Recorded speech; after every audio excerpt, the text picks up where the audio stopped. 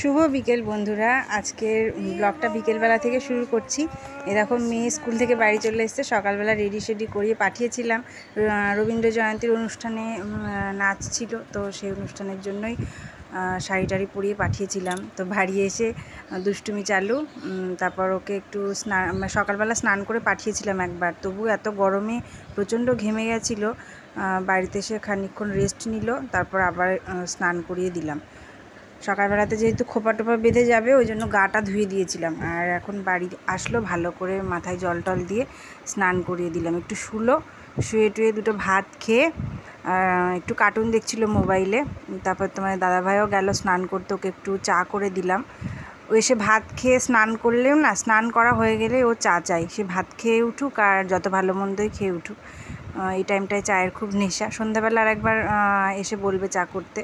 তো সবাই মিলে একটু বিছানায় শুয়েছিলাম। তারপর ওরা সব নিজেদের কাজে চলে গেল। বড়মাসা চলে গেল কাজে, মেয়ে চলে গেল খেলতে। ঠিক যায়নি, একটু আমাদের ওই বাড়িতে গেছে। আমি বললাম রোদ্রে বেশি রাস্তাঘাটে বেরোতে হবে না, দিদুন বাড়ি গিয়ে ফ্যানের তলায় বসে দাদুর সাথে খেলা করে গিয়ে। তো ওখানে গেছে, আর আমি এই ফাঁকে বিছানাগুলো ঝেড়ে নিলাম। একটু এডিটিংয়ের কাজ ছিল, সেগুলোও করলাম। বিছানাটা ঝেড়ে জামা কাপড় ছিল অনেকগুলো, দুপুরবেলা তুলে এনে রেখে দিয়েছিলাম। বাইরে যে প্রচণ্ড রোদ, বিকেলবেলা পর্যন্ত আর ফেলে রাখা যায় না জামা কাপড়, আগেই তুলে নিয়ে এসে রেখেছিলাম। সেগুলো ভাঁজ করলাম। আর এই যে এই শাড়িটা মেয়ে পরে গেছিলো স্কুলে কালকে, জানো তো, কালকে না পরশু দিন তিনজনে মিলেই গেছিলাম টেহট্টে। সারা দোকান খুঁজে নীল শাড়ি কোথাও পাইনি বাচ্চাদের। স্কুল থেকে নীল দিগন্তে গান সিলেক্ট করে দিয়েছে, তো ওখান থেকে বলেছে নীল শাড়ি পরে যেতে হবে।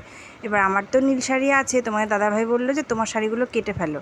তো কেটে পরলে কি আর ভালো লাগবে বলো ওরকম? তো অনেকগুলো দোকান খুঁজলাম, কিন্তু কোথাও পেলাম না। ব্লাউজটা তো আমাদের একটা বৌদি টেলারিংয়ের কাজ করে, ওনার কাছ থেকে বানিয়ে নিয়েছিলাম।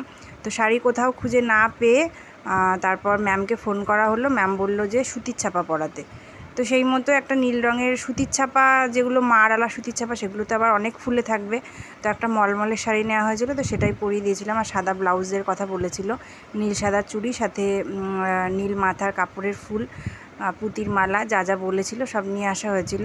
তো সেগুলোই একটু ফ্যানের তলায় দিয়েছিলাম, শুকিয়ে গেছে। তো ওগুলো আবার ভাঁজ করে রাখলাম। এখন আর আলমারিতে তুলবো না, কালকে একটু রোদে দেবো। এখন তো আর রোদ চলে গেছে, রোদ নেই, তো রোদে দিয়ে তারপর আলমারিতে তুলে রাখবো। আর এবার ঘরদোরগুলো ঝাড় দিয়ে নিই। ওদিকে দুপুরের খাওয়ার বাসন পড়ে রয়েছে, আমি ভেজাতে দিয়ে এসেছি, একটু পরে মাজবো। ঘর ঝাড় দিতে দিতে ভিজে যাবে। দুপুরে খেয়ে উঠলে না আর শরীর ভারী হয়ে যায়, আর দুপুরে খাওয়ার বাসনগুলো আর মাজতে ইচ্ছে করে না, বিকেলবেলাতেই ধুই। কোনো দিন আবার বেসিনে মেজেও ফেলি। তো বাইরে ভেজাতে দিয়েছি। এবার দেখো ছাদে চলে আসলাম। শীতের সময় তো অনেক গাছ লাগিয়েছিলাম, মারা গেছে সব। আর এই যে কয়েকটা গাছ আছে, তো এগুলোতে একটু জল দিই। দুবার করে জল না দিলে পুরো শুকিয়ে যাচ্ছে গাছগুলো। আর এই যে দুটো লঙ্কা গাছ হয়েছে, অনেক দিন হলো, ফুল হয়েছিল না, পড়ে গেছে ফুলগুলো।